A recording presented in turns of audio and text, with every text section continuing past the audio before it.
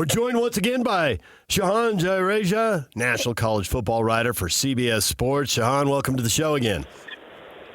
Thanks so much for having me. Am I eligible to win those Jazz tickets? Because I definitely would be down to come down. Yeah, absolutely. Just hang up and call and see if you can get through. Good luck with that. It's probably too late already, actually, but you got to dial quickly. I love it. You caught our attention with something you wrote last week, and it'll be updated now as the new rankings come out. But you were surprised BYU was 9th. I think there are a lot of people, and I probably go on the list. Brand name recognition matters, and resumes sometimes get lost in that.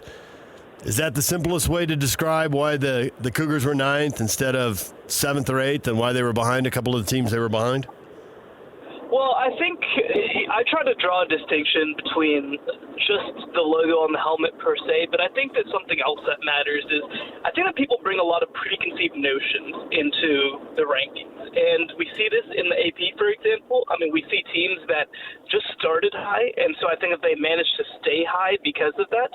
And I think that BYU is just one of those teams that you look at, and one, I mean, obviously last year they missed a bowl game, so people didn't have high expectations of them coming into the year.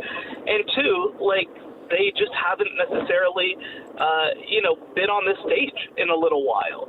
And so I think that there's this sort of preconceived notion of let's wait for BYU to prove it against somebody, for them to be on the stage. But the sort of issue, right, is you don't get a chance to do that if you're not allowed into the field. So I think that that's really what's working against them, is that the committee members are sitting here like, look, they beat SMU, who's a good team. They beat Kansas State, who's a good team. We consider both those teams top 20. But, how will they stack up with a hypothetical matchup against Oregon or Ohio State? And the reality is we won't know unless they get the chance to be there.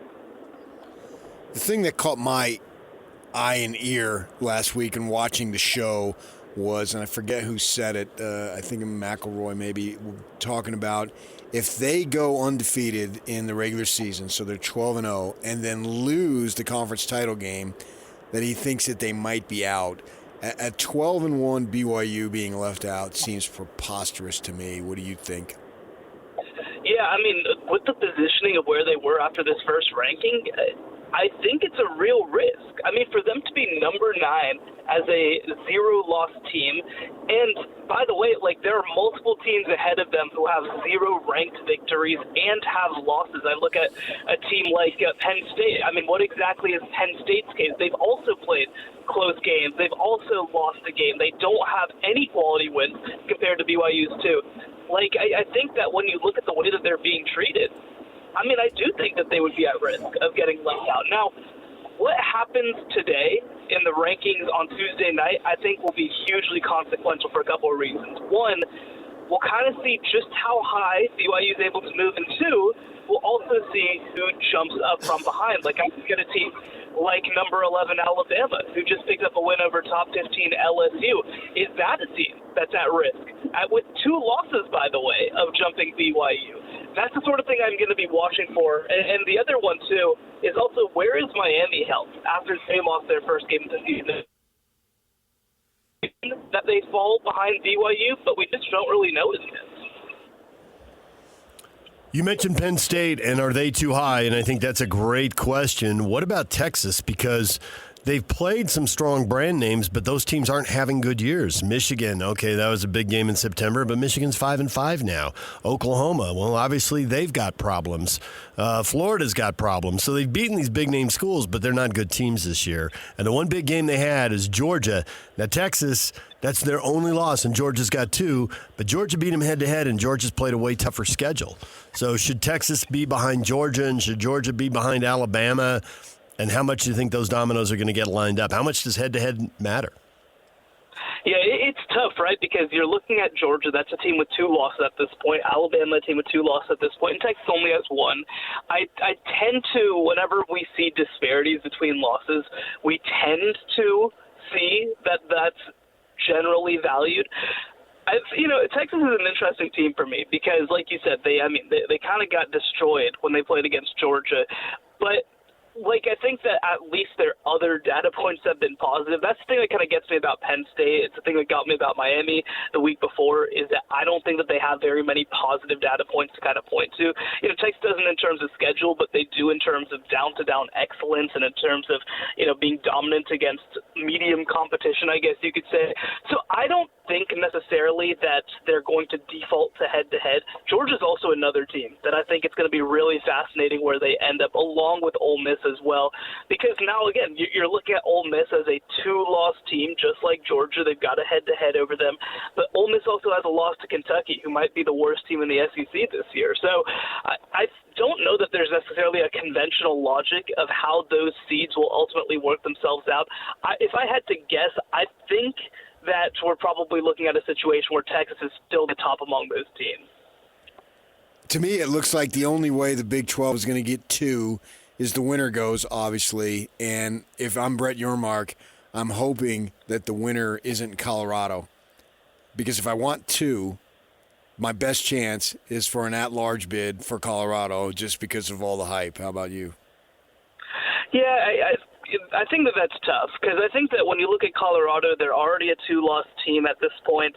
They have a really dominant loss, 28-10 against Nebraska, and I just don't know that they're going to be able to build up their resume enough to maybe give themselves a chance. I mean, to close the year, it's Utah at Kansas, Oklahoma State.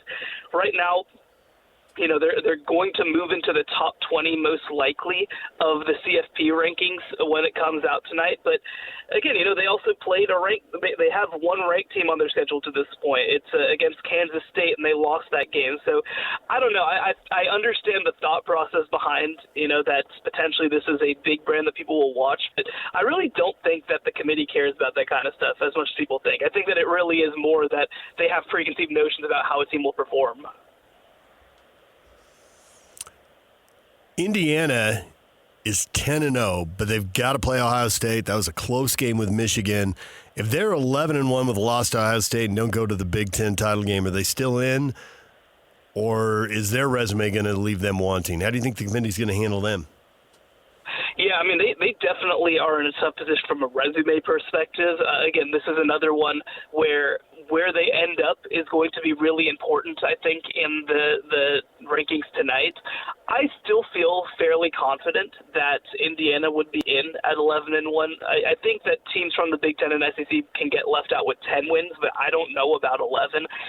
So I do think that, especially when you combine that with the relative level of dominance that Indiana's had to this point, they're a team that's going to rate pretty well in some of these advanced metrics in terms of controlling games and, just offensive and defensive ratings, stuff like that. And that's going to help them out. Now, again, we'll see just how much. And I will say, right, they've played some good teams. They haven't played any great teams to this point. That's going to change in 2 weeks against Ohio State. But, Washington's not a bad team. Nebraska is not a bad team. I do think that they should feel in decent position. But I will say the other thing, too, is if they get blasted by Ohio State, if they lose, again, if they do what Indiana did to Nebraska and it's like a 56-7, which I don't expect, but if that happens, I think that makes the case a little bit tougher. I think that you have to prove that you at least belong on the field when you play Ohio State. But I do think that at 11-1, they should be okay. How much does margin of victory matter to you? Well, I think that it's less margin of victory to me, which it does matter, but I think that it's more again, it's kind of become a running joke with the committee, but game control. How much are you able to manage a game? So I look at, for example, just on BYU's schedule, BYU played Baylor. The final score was 34-28. They were up 20 points the entire game, and it was just a late flurry. I think that you have to take that into account. Now at the same time, I think that you end up in a situation where you incentivize teams to kind of try to run up the score. I don't think that that's necessarily useful. So I more want to know about how the game flow went, how competitive the game was, what percent of the game was really in doubt versus something like just the final number on the page.